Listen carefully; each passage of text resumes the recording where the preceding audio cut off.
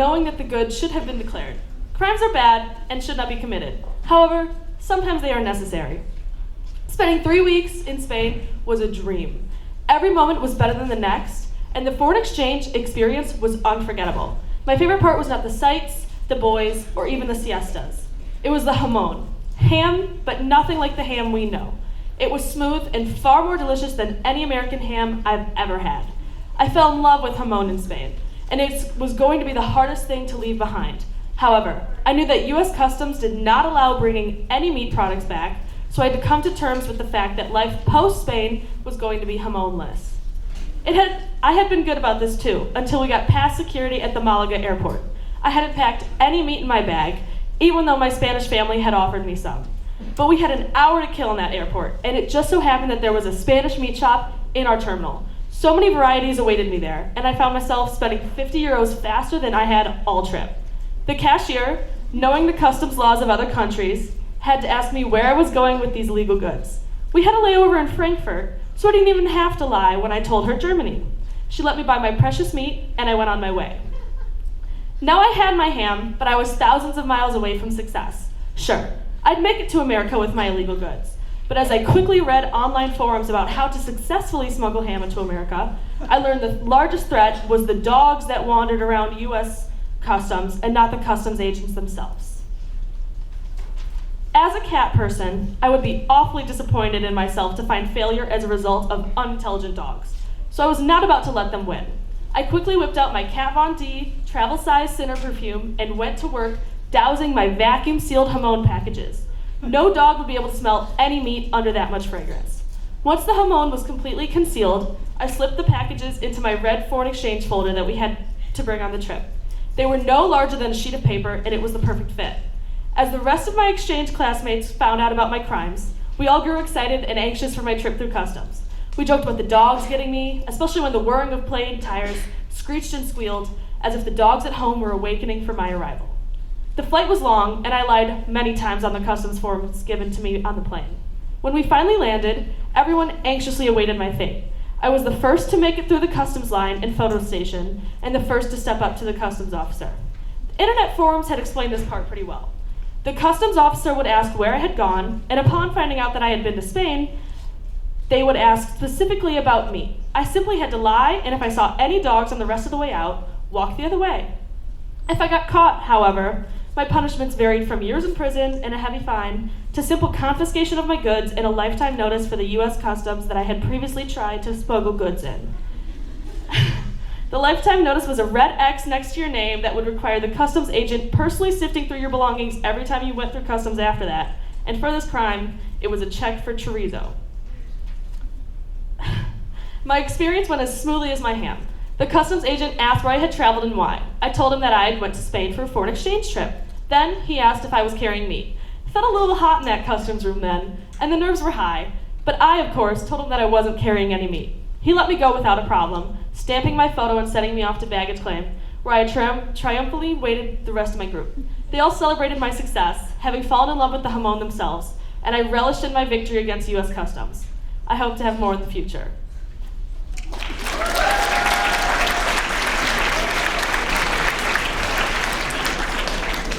Up next, Sanchita Tika.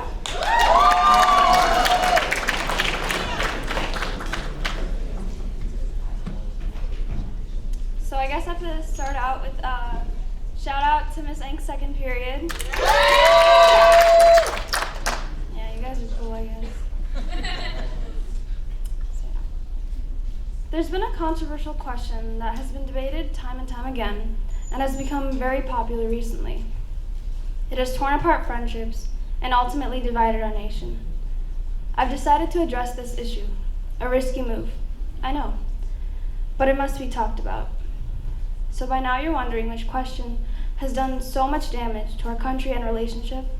So here goes, the question. Is water wet? Now before you start debating your neighbors and roasting each other, let's discuss this civilly. I have always been the type of person who has thought that water is indeed wet. Now before you attack me, let me give you my line of reasoning. I figure, okay, first of all, what's the opposite of wet?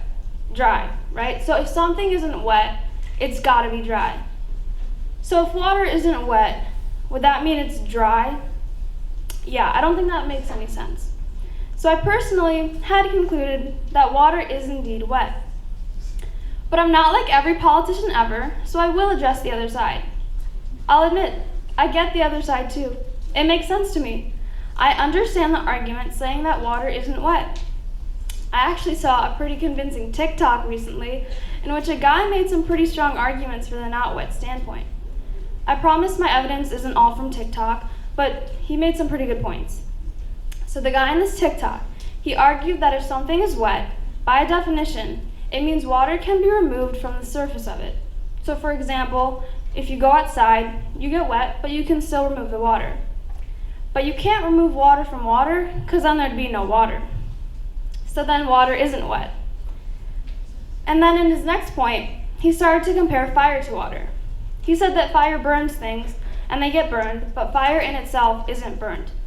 Similarly then, water gets things wet, but isn't in itself wet. So water isn't wet. Okay, but I've also heard the argument that water is all molecules. So if water touching something is what makes that something wet, hear me out, then water molecules touching other water molecules makes those water molecules wet. So then water is wet. And to combat the fire argument, I've heard the argument that fire is burned, and that's why it can burn other things. And so for water to make other things wet, it in itself would have to be wet. All right, so what have I concluded about water? Is water wet? Is it not? Through years of intense debate and study, I still don't know. But honestly, does it even matter? I mean, you're still gonna drink it. It'll still be whatever it really is, wet or dry, no matter what you say. And to be honest, if this question is your life's biggest concern, I think you should ask yourself a different question. What are you doing with your life?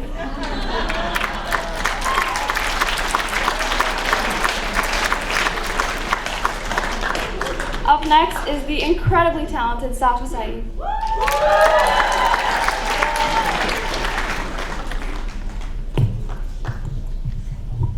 Okay, so this year I wrote a piece called Late Teen Crisis, because I'm not in the middle of my life, so it's not a midlife crisis, it's a late teen crisis. So here we go.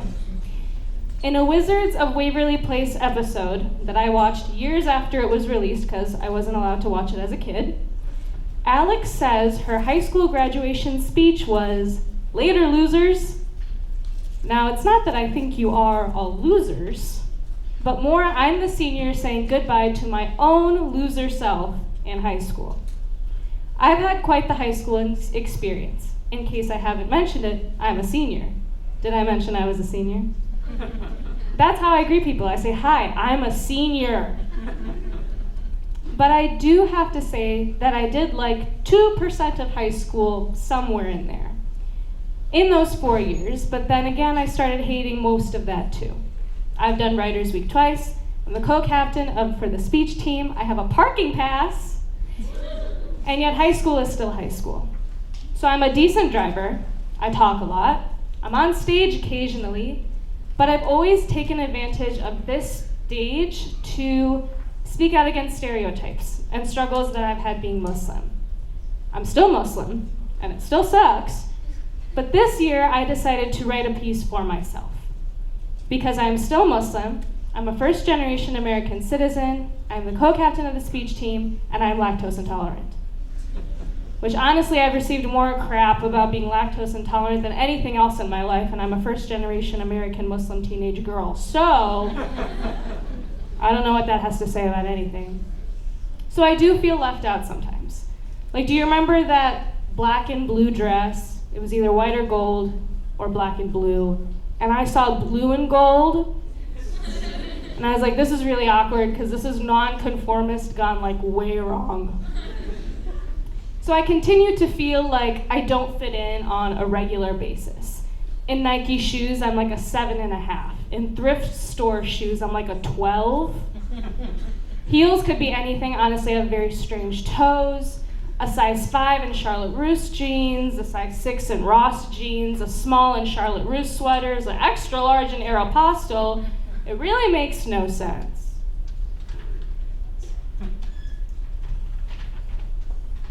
Sorry. I try to dress nice. I really do. But sometimes dressing like a garbage bag is the way to go. But we keep it classy and we make it a scented garbage bag. But I don't understand scents sometimes. You put lavender in this plastic bag. Okay. And don't even get me started on Bath & Body Works. I don't know what velvet sugar is supposed to be. I don't know how twisted peppermint is any different than regular peppermint. I don't know how that's any different. But everything around me, I feel, tests my knowledge. I've had quite the number of experiences of just feeling really stupid sometimes. So on the SAT, I didn't know what kind of Asian I was. So I just knew that I was going to get a 36 out of 1,600 on it, but I don't have to tell my mom whether I was taking the SAT or the ACT. So she doesn't need to know. As far as she's concerned, I got a 36 on the ACT, and I got a 36 on the SAT. And that's a whole other kind of thing, is what kind of Asian I am. I've gone to Arab restaurants where my family will say that we are Indian, because it's everyone else's business to know what race we are. And the waiter will be like, no, you're from the Middle East. I'm like, okay, yes, you're right. I'm from the Middle East. You obviously know way more than I do. I've had my friends who have Arab relatives speak to me in Arabic, and I just have to stand there and nod. But apparently I nod too encouragingly because they continue to talk to me in a language that I don't know. And a whole other identity crisis is my name. My name means pure. I don't know how true or evident that is to me, but it's an Arabic name. So the actual pronunciation is a little bit difficult. And I know you want to know how it's pronounced, but that's just it. My name's been pronounced wrong my whole life. Because in English, the first vowel is always the heaviest, but in my name, the A's aren't pronounced the same way. Because my name is pronounced Safa, not Safa. And you're probably wondering why I never corrected anyone. And that's because no one ever listened when I corrected them, or they'd forget, and I just got embarrassed. So as a tiny first grader, being like 5 years old, I was like, yes, my name is Safa, you're right. And I think this piece is just a giant identity crisis. So forget everything I just said, we'll figure it out in college. Thank you. And next up is Emily Howe.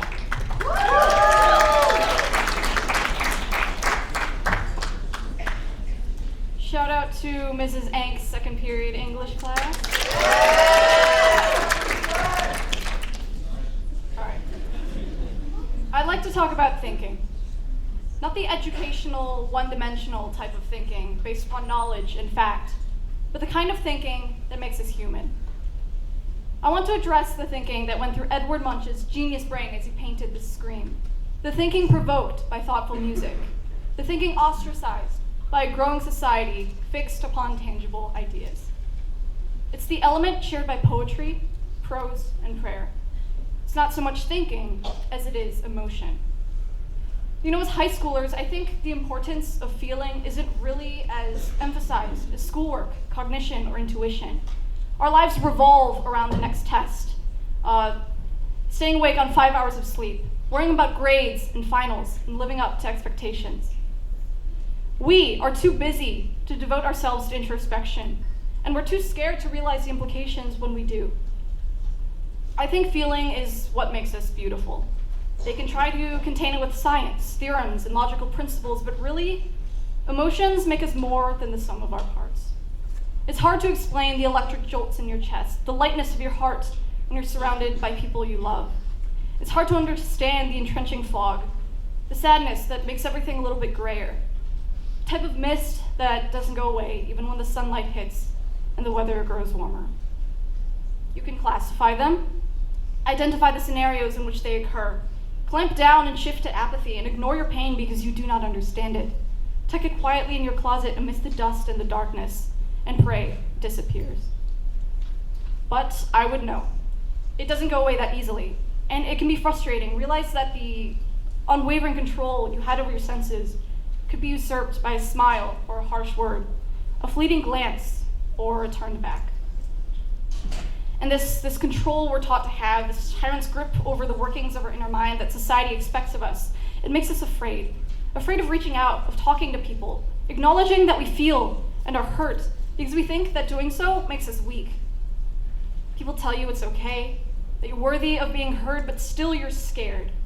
When the only world we see is through the eyes of our own, how can we know that others will see the same as you do? How can we be certain that their empathy is true and not born of obligation, of responsibility, that burden they carry as punishment for calling you a friend? It's not our fault we're like this. Emotion colors our lives. Logic and analysis is easy, almost shallow. It's the things we don't understand that enrich our lives and terrify us the most. But sometimes you just have to embrace things. Do something for yourself instead of for others for a change. Stop pretending you're invincible. None of the people around you are. I used to think that nobody could understand me. And in a way, I still believe that. But at the core of all the complexity and the nuances that make me, and make you, is something very simple. We are all human. And it's cliche and storybook-esque, but the fact of the matter is that we all process events similarly. We grieve over the loss of a loved one. We laugh until we cry with our closest friends. We panic about impending tests and due dates, and while we may do these things slightly differently, there are more parallels to be drawn between all of us than there are differences. Nobody is ever going to understand you 100%. You are the only one capable of that. And if it's not something that appeals to you, that's okay.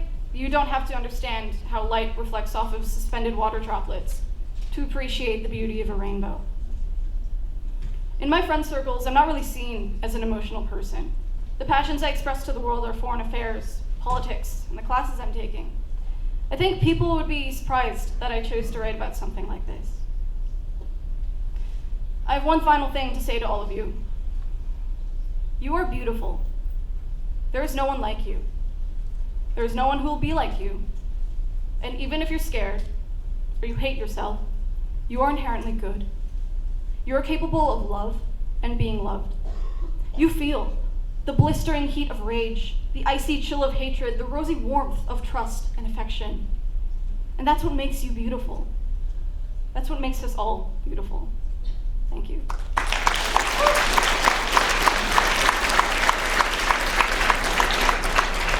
Next up, we have Kara Chang.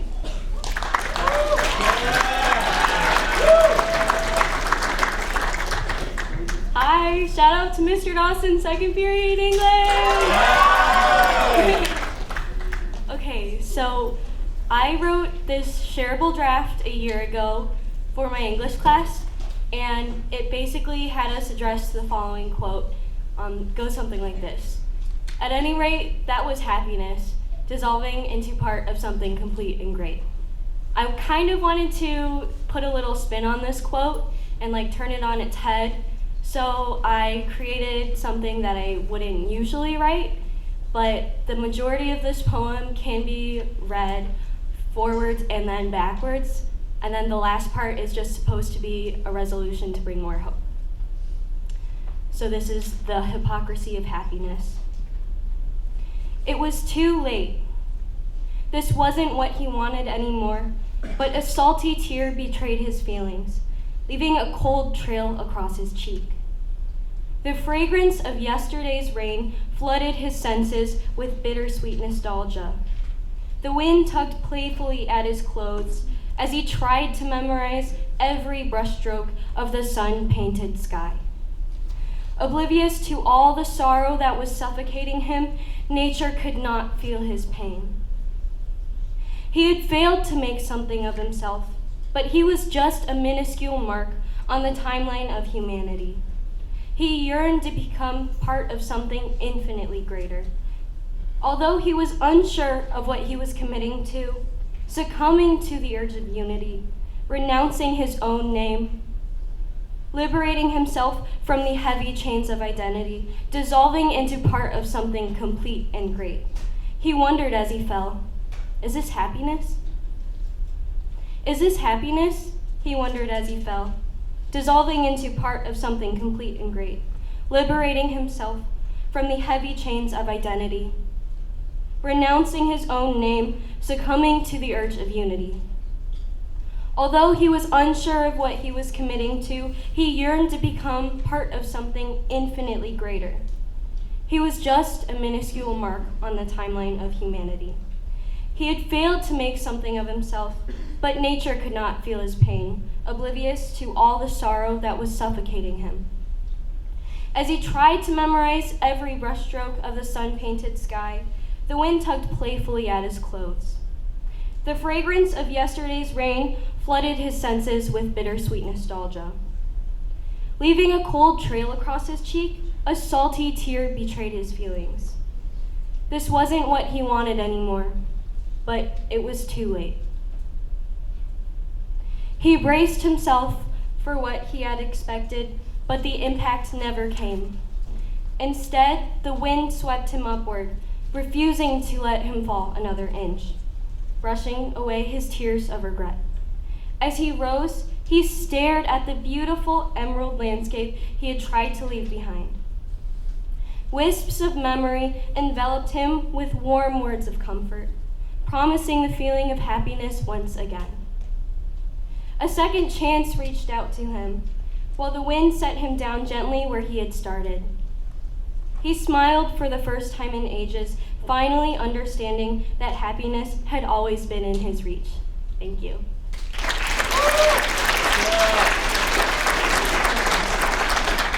Up next is Francesca Keene. Hi guys, good morning. Okay, so this is a piece I wrote about changes in my high school experience, senior year edition. Okay, so in the beginning of senior year, my parents told me we were moving to Tennessee as soon as I graduate. My heart broke, and the thought of leaving the house I grew up in just killed me. When I told my friends and family, I had to hold back the tears because I knew I was going to have to leave them. My friend Mac told me she would not let me go, and while I fell to pieces, while all the memories of us growing up together came flooding back. When I began to declutter my room and pack up my personal belongings, I started to think back to growing up in my house. How I'd come home every day from school and give my mom the biggest hug in the world, and had the delicious pasta going on the stove, and memories of decorating the house for Christmas together while blasting Christmas music until the neighbors would complain. When the house went on the market, I refused to talk to my parents and would text my friends crying about leaving the place I grew up in. Not only was I leaving the Midwest, I was leaving the people who meant the most to me, the people I cared the most for. After 3 months of sobbing, I finally come to a state of tranquility when it comes to moving to Tennessee. I'm thinking of all the positives that come along with moving. Unlike Chicago, Nashville has more country concerts, and well, running into Thomas Rhett Starbucks seems pretty cool. Plus, not only will I become best friends with Thomas Rhett, I'll meet people who are different than people back home. When I started thinking about the positives of moving, I started to grow and look forward to my future. As senior year came around, the reminiscing of memories with friends and family began to surface again, which resulted in another round of breakdowns. On top of having the stress of moving, I had the pressure of where I would be attending school in the fall and what I wanted to do with the rest of my life. Getting used to the thought of looking forward in life is hard for all of us. There's always going to be a last time for everything. The last time going crazy during the peel the banana cheer at the football games, the last time having bruises on our feet while the homecoming mosh pit, the last time stressing over finding a date for the prom. When we're all younger, we want to be an adult. But then it sneaks around the corner and you find yourself wanting to be young again. Going to college is an enormous change. Next fall, I'm attending the University of Alabama, and my friends are staying in the Midwest. The fact that we'll be so far and not being able to see each other every day is bittersweet. It's a struggle to know you're leaving the people who've raised you and the people who've cared about you the most. With all these life changes, we learn more about ourselves and who we want to be. With growth, there is pain, and change can be considered painful. But nothing is more painful than staying in one place without anything new. As hard as it is knowing I won't be living in Palatine, Home will always be where my friends and family are. Thank you.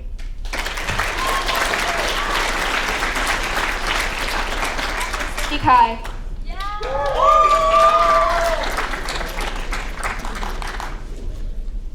Oh no, okay. Shout out to Mrs. Odie's second period. Thank you. Okay. Alright. So, in 7th grade, I tried to write a book. I wrote maybe 5 pages before giving up. Solid effort. The plot involved a time machine and the characters were based off of me and my friends, paired with made-up, one-dimensional love interests. I got stuck in a loop of editing while the story was still unfinished, and by the time I was done, the time travel aspect was lost and the main character only had one arm and was schizophrenic. That wasn't great. But the worst part was that the main character, based off me, had blonde hair and blue eyes. I guess I missed the memo that I was Asian. Despite these shortcomings, I shared the Google Doc to all my friends and pestered them to read it. I looked up the publishing process and told people I was going to be an author, conveniently ignoring the step about a finished manuscript. I was loud. If you knew me, you knew I was writing a book. Obviously, nothing ever came out of that. All it did was make my parents worry. I clearly remember the car ride when my dad looked over and said, "Cindy, writing to you is like drinking to me. It's a hobby, okay? You can't do too much of it." This is a great example of bad figurative language. Okay. In 11th grade, I actually did write a book. I feel like a sham to say it like that. I would call it something else, but I don't know any other words for such a long draft. I bled into that thing. I spent 100 hours writing and 200 hours editing. From one draft to another, I changed the writing from past to present tense. I cut 10,000 words. I even let Grammarly have at it. Grammarly told me my writing was bland and the delivery was off. It asked me to go premium when I asked it how to fix it. Heads up to Grammarly, I have no money! Okay. Through this, I didn't tell many people about my book, or I only mentioned it in passing. And when I was done, it was very hard for me to show it to anybody else. If asked about it, I usually laughed and said it was trash, not worth reading. It hurt me to say because, like I said, I worked so hard, but I couldn't help myself. As I continued to edit, it was with the sad realization that my childhood dream of being published would go unfulfilled. When I finished, I printed out a copy for my bookshelf, and that was it. Yeah, okay, why did I do that? Well, I know in high school my writing objectively improved. I developed a steady voice, learned how to organize my ideas, realized I was Asian. I wrote an hour every day, which added up over 3 years. When it came time to write college essays, I was probably the only person in Fremd who had a good time, which I guess makes me insane. I also know that in many ways I've regressed. I've lost all my confidence. I compared myself to other writers and told myself I wasn't good enough. I focused on external forms of validation, like how many likes I got with the stories I posted online, or the places I got in competitions. I destroyed myself in doing so, and for what? I didn't improve by telling myself I wasn't good enough. All it did was make me reluctant to set the pen to the page. And I didn't gain more readers by caring about numbers. Instead, I became fearful, sharing my ideas with no one for fear of what someone would say. I told myself there was some standard I wasn't living up to, when in reality, writing is subjective. It isn't a competition. Art benefits from a multitude of viewpoints, not just the one that is supposedly the best. And different things resonate with different readers. I know that it is possible to resonate with my book thing, whatever, but I still can't convince myself to try and publish it. In a way, that's fine. It's one book, not the biggest deal. But I realized that while my past egotism was delusional, so was my current insecurity. It'd be a disservice to others if one day I couldn't give my best because I doubted my abilities. And it'd also be a disservice to myself. My dad's alcohol wasn't perfect, wasn't great, but I really do like to write. I want to build my confidence again. Because in the end, it's a simple dream. I have only ever wished to do what I'm doing right now, to put my ideas on the page and share them with the world. Thank you.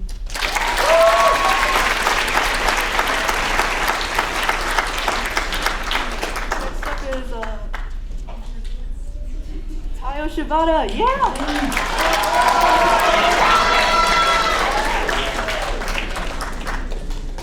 Greetings, gamers. So, shout-outs to Adam Smith. No one knows who Adam Smith is. Sorry, I need to clear my throat. All right. strange, damp sensation was the first thing I woke up to that dark morning. I'll never forget. The confusion of this foreign feeling had soon been forgotten, as I realized that it wasn't foreign at all. Wait, can anyone hear me? Can you guys hear me? No? No? All right. We good? There you go. Nice. There we go. All right. Should I just start over? All right. A strange, damp sensation was the first thing I woke up to that dark morning. I'll never forget it. The confusion of this foreign feeling had soon been forgotten, so I realized that it wasn't foreign at all.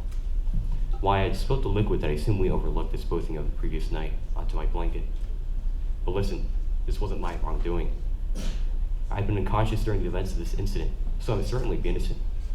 That being said, I couldn't just ignore the situation and leave, or I'd be suspected as a culprit. As a minuscule child containing the brain power of plankton, there was not much I could do in this situation. All I knew was that I had to act fast. Swiftly yet carefully, I meandered myself out of the tangle of bed sheets I found myself trapped in, and observed the endless sea of wet fluid that seeped through deep within my car's blanket. I hope Landon McQueen wasn't too upset with me. However, my intricate plan fell through when the bed began to creak. It was quite an old bed, you see. Stepping off the shrieking bed, my stomach churned and dread filled the room, replacing the stank of the sheets.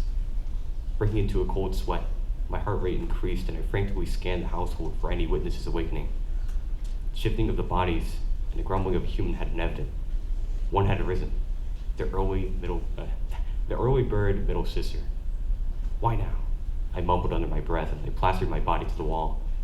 The footsteps grew closer and louder, shortening my lifespan with every movement. After what felt like 5 seconds,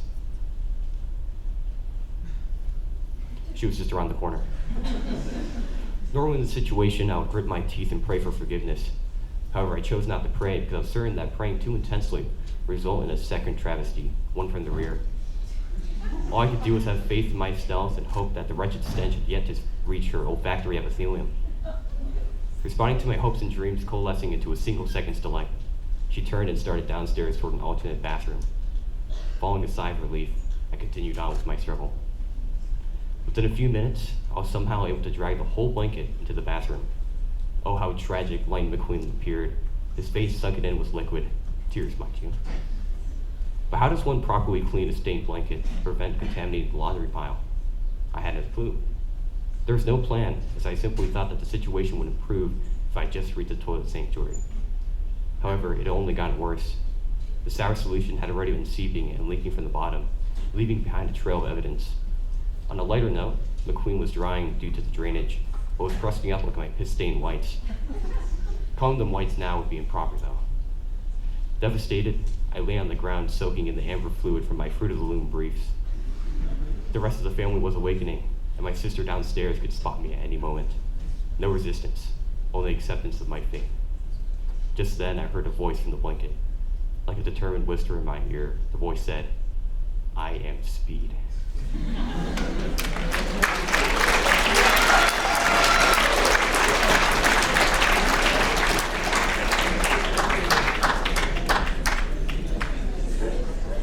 All right, let's clap for them one more time.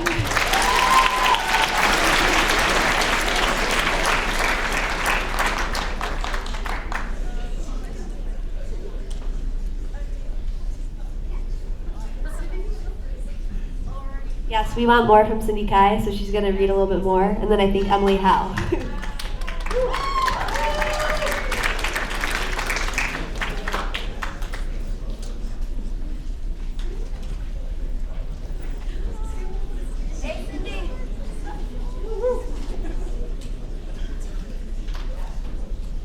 Oh man, so I don't know if y'all saw Cameron Pecknick yesterday, but she was really good, and like her poems made me go like, I want to write a poem too.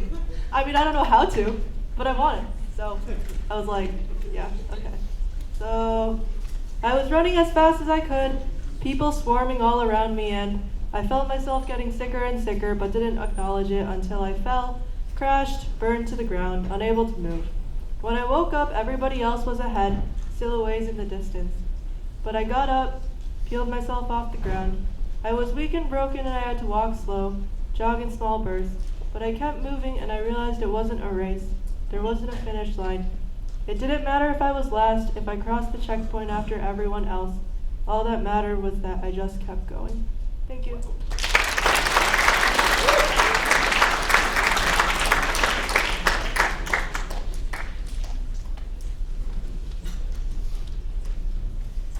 Okay, so these are like some drabbles I wrote. Originally I wanted to write a poem for Writers Week, but it didn't work out, so I guess this is a couple of rough drafts that I originally wanted to present. Okay.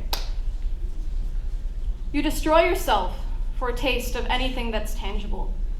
Bare your insides, part your snow skin. Set aflame to white fingers, watch skin melt and blacken like wax. Cold hands like ice, chillness upon the shores of your heart and tides of black water. Stars reflected, drowning upon endless waves, shattered with white froth and the quiet roar of an ocean in pain. See the fractals of your vision, translucent, incorporeal, motes of steam, rising, falling, back again. From water whence you came, to water you return. Rage is a sea of grass, dry, cutting, lacerating your soft skin. Sullen ocean whipped by the wind, set afire by your sparking eyes. Burn, ravage, sear until there is nothing but ash.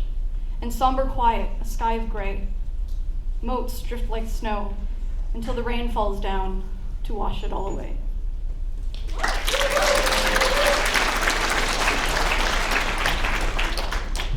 Okay, so this is like a little poem I wrote, kind of based off that Netflix show You. So it's a little creepy, so yeah. It's called I Want To. Okay. I want to know you, whether you're afraid of darkness or being alone. If you stare at the ceiling at night, wanting to be lying next to somebody. I want to know whether you like to stay in at night or go out, go to the gym in the morning or night. I want to know, when you are dreaming, who do you dream about? Who inspires you to be your best? I want to know, who do you go to when you are struggling, when trouble is looming and problems are drawing near? I want to know you. What has hurt you the most? If you have ever loved anyone before, whether you fear love or death. Thank you.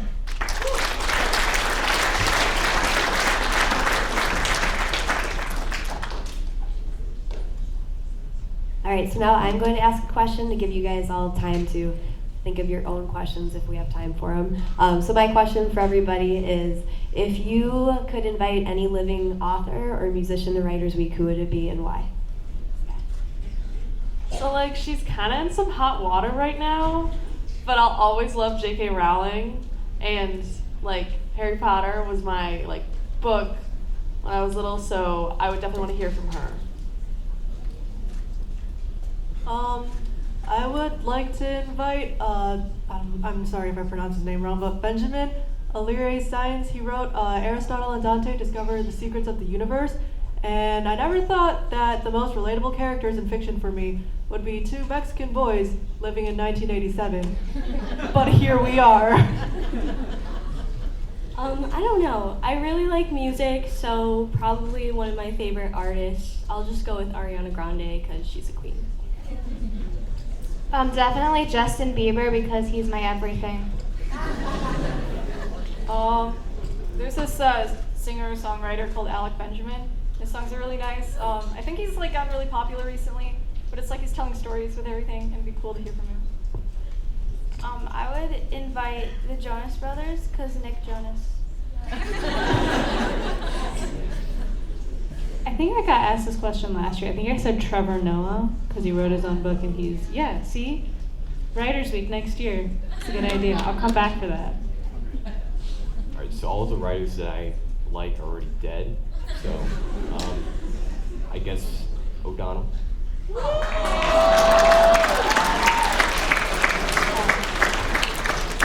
Terrible choice, Tyler, but he's gonna be gone next year, so it doesn't matter. All right. Stop. All right. So, any questions from our audience? Yes, Miguel. Hi. Sir, who's your greatest motivation? Who's your greatest motivation, Tyler? Sir, you are my greatest motivation. Oh.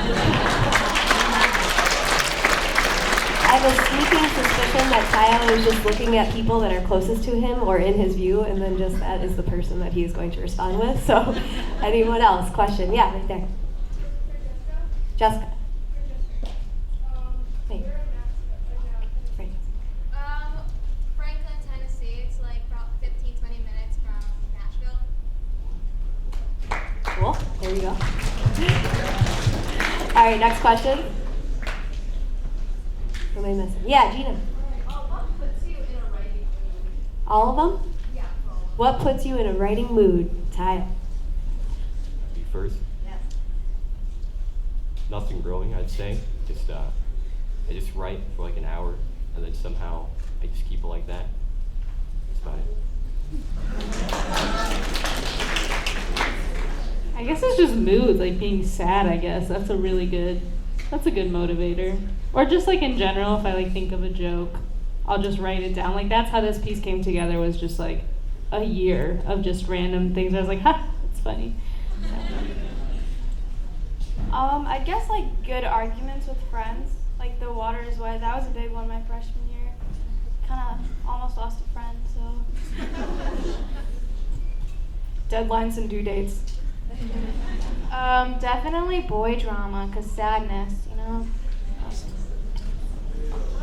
I don't know, because my piece I had to write because it was for an assignment, so I kind of agree with like deadlines and due dates, but also like going out on runs, nature, and like talking with my friends. Oh man, your teacher threatening to show up at your house if you don't like turn something in for Writers Week, that provides pretty good motivation. But like, just write. You don't have to be in a mood. Just do it.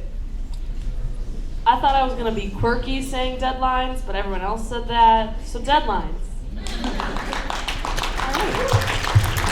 All right, thank you guys again for being such a great audience. Have a wonderful Wednesday. See you tomorrow.